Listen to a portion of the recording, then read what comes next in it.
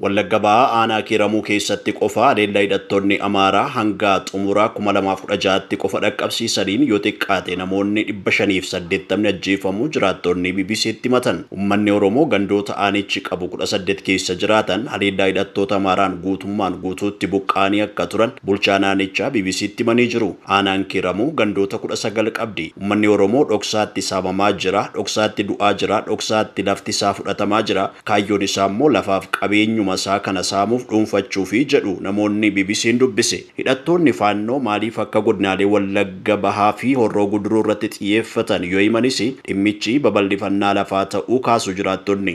Godinni Wallagga Bahaa aanaalee 18 qabdu keessaa aanaan Kiiramuu ishee tokkodha. Magaalaa Naqamtee irraa kiiloomeetira 144 fagaattee kan argamtu aanaan kun daandiin asfaaltii Naqamtee Dhaamuruu Fulla'u keessa qaxxaamuree darba. Kiiramuun gama tokkoon sulula Laga Abbayyaa gama kaaniin ammoo sululaan gariin daangeffamti. Aanaan lafa gammoojjii fi oomisha adda addaatiin beekamu kun erga waggoota 4 asitti garuu maqaa kana dura turee fi hawaasnis jiru kana dura jiraachaa tureen itti fufuu hin dandeenye. Daangaa sulula Laga Abbayyaa irratti argamuu fi bakka oomishaa ta'uun finxaaleeyyii fi Amaara lafa babal'ifannaa kaayyeeffataniin xiyyeeffannaa keessa seentee jedhu jiraattonni BBC'n dubbise. Fedhiin lafa kana qabachuu kan barootaaf ture ta'ulleen qabatamaadhaan gurmaa'iinsaa fi meeshaa waraanaaf leenjiin deeggaramee sochiin kan jalqabe garuu dhuma bara 2014 akka ta'e simu jiraataan kun sochii hidhannoo kana kan jalqabsiise nama injiinera ta'e tokkoo fi aanaa Kiiramuu bakka Baagiin jedhamutti humna sochii kana dhugoomsuu qindeessuu jalqabe. Humni jalqabaa naannoo Amaaraa keessatti erga leenjisaniin booda humna biraa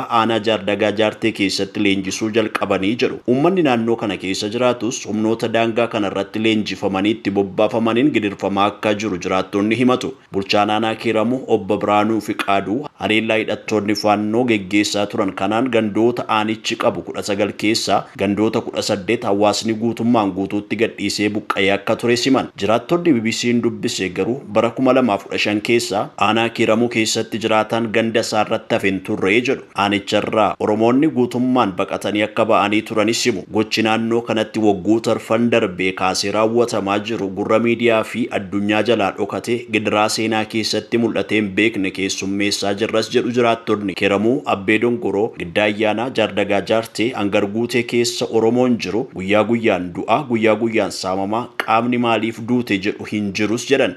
Naannoo kanatti Oromoon dhoksaatti saamamaa jira, dhoksaatti du'aa jira, dhoksaatti lafti isaa fudhatamaa jira. Kaayyoon isaa immoo lafaaf qabeenyuma isaa kana saamuuf dhuunfachuufis jedhu jiraattonni. Ragaan BBC'n argadhe jedhu akka mul'isutti aanaa Kiiramuutti qofa leellaa hidhattoonni faannoo kun geggeessaniin haga dhuma bara 2016tti qofa namoota 580tu ajjeefame. Mootummaan opereeshinii waraanaa bakka kanatti geggeessuu himuyyuu malee jiraattonni garuu sululangar kan wiirtuu hidhattoota finxaaleeyyii kanaati jedhamuu fi aanaalee hidhattoota kanaan dararamaa jiran hunda daangessu keessatti mootummaan opereeshinii ga'aa geggeessee hojii finxaaleeyyii kanaa qulqulleessuu ga'aa hin taasisne jechuudhaan komatu. Qotachuuf barachuun aanaa kanatti akka fi jiraachuu fi oomishaaleen sadarkaa biyyaaf gabaa biyya alaatti dhiyaachaa turan kan akka nuugiif saalixii amma kan jirres dubbatu. Gabaasni kan BBC'ti. Koreen hojii raawwachiiftuu paartii badhaadhinaa dhimmoota ijoo biyyaalessaa fi dhimmoota paartii irratti xiyyeeffatan irratti walgahii geggeessuu eegalee jira. Walgahichi har'a waaree boodarraa eegalee guyyootan itti aanan 2 kan geggeeffamu ta'u Ministeerri Muummee Fiqirii Dr. Abiy Ahimad miidiyaa hawaasummaa isaaniitiin ifoomsanii jiru. Obbo Taayyee Danda'aan ragaa ittisaa akka isaaniif ta'anii fi kan lakkaawwatan Ministeerri Muummee Abiy Ahimad fi Kantiibaa Adaanech Abeebee har'as mana murtiitti osoo hin dhiyaatiin hafan. Deetaa Ministeera Nagaa kan turanii fi miseensa caffee Oromiyaa kan ta'an Obbo Taayyee Danda'aa himata dhimma meeshaa waraanaa seeraan ala mana isaaniitti argameera jedhame akka ofirraa ittisan mana murtii olaanaa federaalaa Ramaddii Lidataatti dhaddachi tokkoffaa kan yakkoota heeraa fi sirna heeraa irratti raawwataman ilaalu jalaan murtii kennuun isaanii yaadatama. Haaluma kanaan ragaalee ittisaa Obbo Taayyee lakkaawwatan 5 keessaa 2 Komishineerri Jeneraalaa Ittiyaanaa Malaakuu Fantaa fi Ministeerri Nagaa kan turanii fi yeroo ammaatti Ameerikaatti Ambaasaaddara Itoophiyaa kan ta'anii hojjechaa jiran Binnaal Fandu'aalem akka lakkoofsa Itoophiyaa 9/2017 dhaddachatti dhiyaachuudhaan jecha ragummaa isaanii kennanii turan. Gama biraatiin manni murtichaa dhaddacha akka lakkoofsa Itoophiyaa muddee 3/2017 taa'een ragaalee ittisaa Obbo Taayyee Danda'aa keessaa tokko kan ta'an adde caaltuu isaanii biyya alaa jiru kan jedhu xalayaan akka saqaqqabe dhabe himee ture. Haa ta'u malee ragaaleen ittisaa hafan beellamawwan darban dabalatee har'as mana murtiitti dhiyaatanii jecha isaanii hin kennine. Dhaddacha irra taa'een manni murtichaa waraqaa waamichaa ministeera muummee Abiyyi fi kantiibaa Adaanach Abeebeef ergulleen isaan argachuu akka hin dandeenye hime. Ogeessi poostaa aangawoota lamaaniif xalayaa waamichaa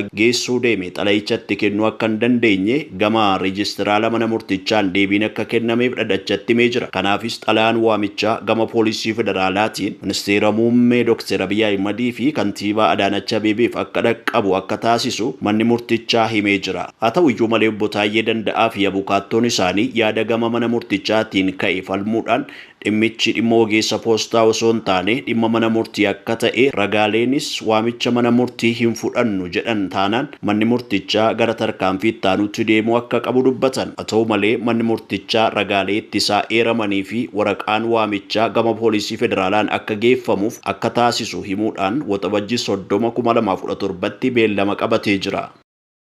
Waldaan barsiisota Itoophiyaa haleellaa suukanneessaa gareen finxaaleyyii naannoo Amaaraa keessa socho'u barsiisota irratti raawwatu balaaleffatee jira. Naannichatti adeemsi baruuf barsiisuu akka kabajamu maatiif hawaasni haleellaa suukanneessaa barsiisota irratti raawwatamu balaaleffachuu akka qaban pirezidaantiin Waldaa Barsiisota Itoophiyaa Dr. Yohaannis Bantiin eeranii jiru. Waldichi sadarkaa idileen duraa eegalee haga yuunivarsiitiitti mirgi barsiisotaa akka kabajamu tattaafachaa jiraachuu himanii jiru. Haleellaa suukanneessaa gareen finxaaleyyii naannoo Amaaraa keessa socho'u barsiisota irratti raawwatu waldichi cimsee kan balaaleffatu ta'uu Dr. Yohaannis ibsanii jiru. Gochichi qajeeltowwan mootummoota gamtoomanii kan sarbe ta'uu dubbatanii jiru. Naannichatti iddoolee adeemsi baruu fi barsiisuu adda citee tureetti irra deebiin eegalchiisuuf qaamolee dhimmi ilaallatu waliin hojjetamaa jiraachuu kaasanii jiru. Yeroo ammaa naannichatti waliigalaan hammi barattoota barnoota barachaa jiranii 40% qofa ta'uus eeranii jiru.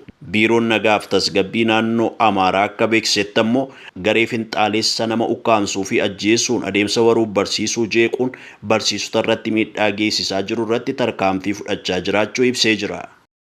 Ganaan kaampaanii Teslaa Elon Musk aangoo pirezidaantiin USA Ameerikaa Doonaald Tiraamp kennaniif akka dhiisan dubbachuun isaanii himamee jira. Tiraamp waajjira haaraa baasii hir'isuu irratti xiyyeeffachuudhaan hojjetu Department of Government Efficiency jedhamu hundeessuudhaan Elon Musk akka hoogganan muudama kennaniif akka turan ni yaadatama. Haa ta'u malee pirezidaanti Doonaald Tiraamp dabalatee qondaaltonni White House Elon Musk yeroo gabaabaatti aangoo akka gadhiisu dubbachaa akka turan himamee jira. Garuu biliyeenerri addunyaa kun aangoo gadhiisuun isaanii kan dhaga'ame erga galiin daldalaa konkolaataa elektirikaa isaanii hir'achaa dhufe as ta'uun eeramee jira. Pirezidaanti Tiraamp roobii darbee gaaffii BBC'n isaaniif dhiyeesseef deebii wayita kennan Elon Musk geggeessuuf qophiitti jiraachuu ibsan. Musk yoo hojii isaanii duraaniitti deebi'an Teslaa dabalatee kaampaaniiwwan isaanii ni bayyaannatu jedhan Tiraamp. Elon Musk yooma aangoo akka gadhiisanii fi itti aanee maal akka hojjetan sagantaa isaanii bal'inaan hin ibsine jedhamee jira. Musk aangoo Tiraamp kennaniif akka dhiisan kibxata darbe kan ibsan yoo ta'u